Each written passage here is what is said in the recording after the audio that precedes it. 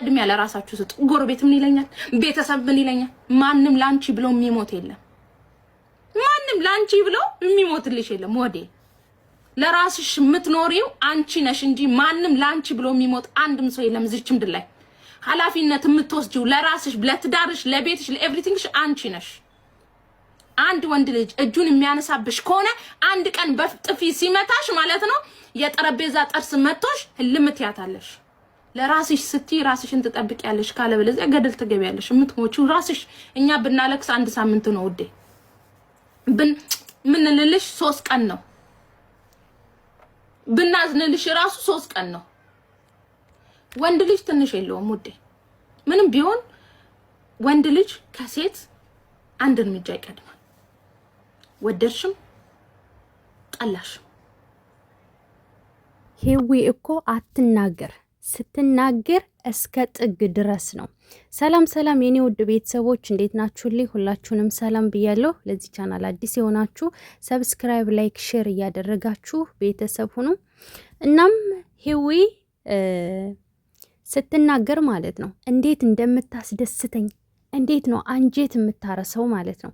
ደግሞ የምትናገራት ነገር ምንም የምትጣል ነገር የላትም። ሁሏም አንድ በአንድ በቃ የምትናገራት ነገር እጅግ በጣም የሚያስደምም ነው ማለት ነው። እውነትም ነው 100% ማለት ነው። እና ይሄ መልእክት ለሩታ ምክር ነው ማለት ነው። እና አንድ ወንድ ሚስቱን ካላከበረ ሚስቱን ብዙን ጊዜ አሳልፎ የሚሰጥ ከሆነና እሱ የማያከብራት ከሆነ የጊዜ ጉዳይ ነው እንጂ መጨረሻው አያምርም። በጭራሽ መጨረሻው አያምርም። ብዙ ሴቶች አሉ በነገራችን ላይ እከሌ ምን ይለኛል አሁን ብለያይ፣ እከሌ ምን ይለኛል እያሉ የሚቀመጡ አሉ። አፒውዝ እየተደረጉ ራሱ ማለት ነው። ወንድ ልጅ ከመጀመሪያው ጀምሮ ሊያከብርሽ ይገባል። እንኳን አይደለም ቀርቶ ማለት ነው በአደባባይ የሚያንጓጥጥሽ የማያከብርሽ እንደዚሁ አብረሽው ብቻሽን ስትሆኝ ራሱ ላንቺ እንክብካቤ ያለው መሆን አለበት ማለት ነው። ምንም ኬር ካልሰጠው ላንቺ የማይጨነቅ ከሆነ የማያስብ ከሆነ እጁን ካነሳ ጭራሽማ ነገ የሚፈጠረውን ማሰብ ቀላል እኮ ነው። እና ሄዊ የምትናገራቸው ነገሮች እጅግ በጣም አስደማሚ፣ እጅግ በጣም ትክክል የሆኑ ምንም የሚጣል የሌላቸው ናቸው። በጣም ብዙ ነገር ትናገራለች። በትዳር ዙሪያ ባጭሩ ከሀስከበት እንትን አድርጋ ነው የምትናገረው ማለት ነውና ይሄን ምክር ለሩታ ብቻ ሳይሆን ለሌሎቻችሁም ጭምር ነው ማለት ነው። አዎ ለሌሎቻችሁም ጭምር። ወንድ ልጅ መጀመሪያውኑ ካላ የሆነ ላንቺ ክብር ከሌለው ኋላ ከየት አምጥቶ ያከብርሻል? ብዙ ሳትወልጂ ብዙ ርቀት ሳትሄጂ ህይወትሽን ሳታጪ ነው ራስሽን ማስመለጥ ያለብሽ። ከቻልሽ ሳትወልጂ የማይቀየር ከሆነ የማይለወጥ ከሆነ ላንቺ ክብር ከሌለው ላንቺ ኬር ካልሰጠው ሳትወልጂ ቢሆን መልካም ነው። ወልደሽ ደግሞ ለልጄ እያልሽ ዋጋ መክፈል የለብሽም። ማንኛሽም ሴት ማለት ነው ለልጄ አንቺ ስትኖሪ እኮ ነው ልጁ የሚኖረው። አንቺ ስትኖሪለት እኮ ነው ለልጁም መትረፍ የምትችይው። አንቺን ራስሽን ካጣሽ ሌላ ልጅ መውለድም አትችይም፣ ልጅሽንም መንከባከብ አትችይም። ስለዚህ ቅድሚያ ለራስሽ ነው ቦታ መስጠት ያለብሽ፣ ለራስሽና ለራስሽ፣ ለማንም ሳይሆን ማለት ነው። ገባሻ? ስለዚህ ሀዊ አሁን ላይ ብዙ ሴቶችን እያነቃቃሽ ነው ያለችው። እጅግ በጣም ብዙ ሴቶችን እየመከረሽ ነው ያለችው። እናም ልትነቂ ይገባል።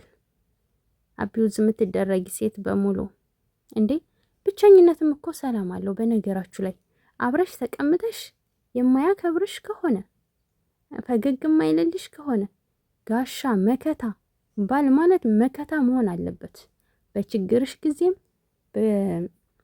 በምንም በቃ በኢኮኖሚም በምንም ሆነ በምን ከሀስከፈ መከታሽ መሆን አለበት። መከታሽ ካልሆነ ጋሻሽ ካልሆነ ታዲያ ምኑ ነው ባልነቱ? ምኑ ነው? አብረሽው የኖርሽ ካላከበረሽ ብቸኝነት እኮ ጌጥ ነው። ብቻ መሆን እኮ ሰላም አለው። አሁን ስንቱ ትዳር ነው እንዳለ ውስጡ ላይ ጦርነት እንዳለ ስንቱ ነው እየተጨቃጨቀ ሰላም አጥቶ እየኖረ ያለው እንዴ? እኛ እኮ በሰላም ነው እየኖረ ያለ ነው። ስንፈልግ ስልካችን ላይ እንሆናለን፣ ስንፈልግ እንተኛለን፣ ስንፈልግ በቃ እንደፈለግን ማለት ነው በነፃነት ሰላማችንን አግኝተን። ፍቅር ፍቅር ተብሎ ትዳር ትዳር ተብሎ ሰላም ከሌለ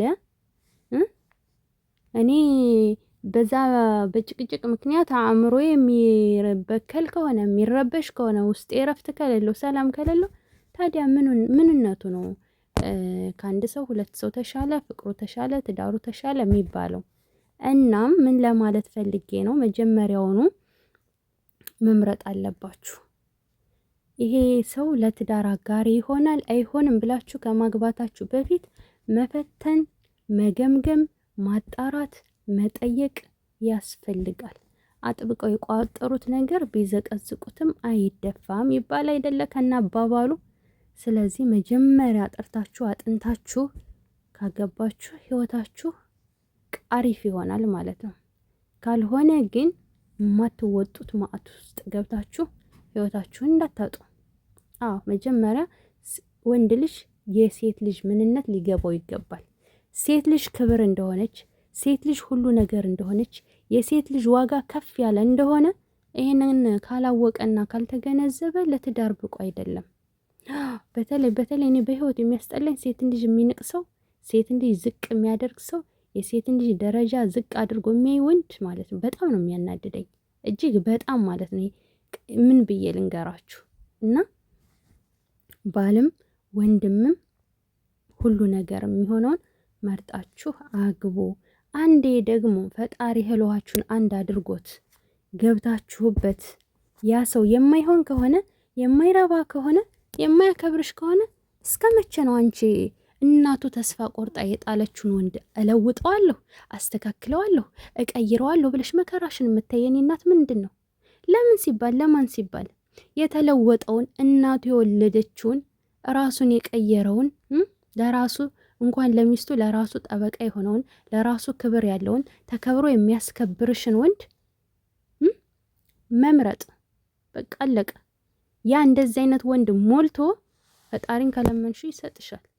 እንደዚህ አይነት ወንድ ሞልቶ እናቱ ተስፋ ቆርጣ የጣለችውን ቤተሰብ ብሎ አልለወጥ ብሎ ደክሞ የተወውን ቤተሰብ የማያከብረውን ለራሱ ክብር የሌለው ጋር መድረቅ ለምን አስፈለገ?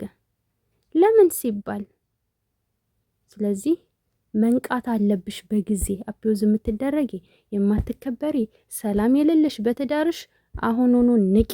ይሄው ሀዊ አስረግጣ ተናግራለች። በቀጣይ ቪዲዮ እንገናኛለን። ሰላም ቆዩልኝ። ሀሳብ የተመቻችሁ ሰብ ላይክ አድርጉ።